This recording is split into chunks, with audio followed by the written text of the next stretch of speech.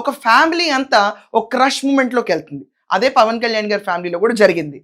ఆయన ఎవరికీ తెలుసు ఆయన ఎంతమందితో ఎన్ని బాధలు పడ్డారో ఈ సిచ్యువేషన్లో ఈరోజు అందరితో ఇన్ని మాటలు అనిపించుకుంటున్నారు ఆయన. అది పర్సనల్ ఫ్యామిలీ థింగ్. దాన్ని కూడా ఒక స్టాండప్ కమెడియన్ అవహేళనగా చేశాడు. కొన్ని సార్లు ఇలాంటి స్టాండప్ కమెడియన్స్ షోస్ చూస్తే చాలా జిగుప్స కలుగుతుంది. వాళ్ళు మాట్లాడే మాటలు వింటే చీ ఇంత నీచంగా ఉంటాయా ఒక స్టాండప్ కామెడీస్ అనేవి అనిపిస్తాయి. స్పర్ ఆఫ్ మూమెంట్ రెప్యుటేషన్కి spur of moment count of audience కోసం చేసే ఈ వికృత చేష్టని ఈరోజు పవన్ కళ్యాణ్ గారి అభిమానులు ఖండించారు. ఇలాగే ప్రతి ఒక్కళ్ళు వెళ్ళి దుమ్ము దులిపితే సెటరేట్ అయిపోతారు వీళ్ళు. ఒక్కసారి అతను చేసిన మాటలు చూడండి.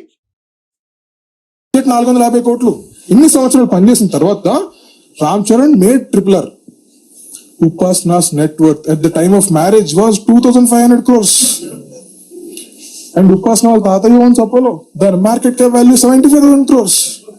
డబ్బులు వద్దున్నా కావాలన్నా ఉపాసన దగ్గరికి వస్తున్నాయి. No matter how hard Ram Charan tries, can never match up to Upasna.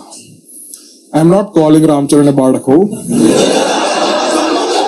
No, obviously not. But I think he ఆ డివోర్స్ పేపర్ మీద సైన్ ఎటు పెట్టాలి.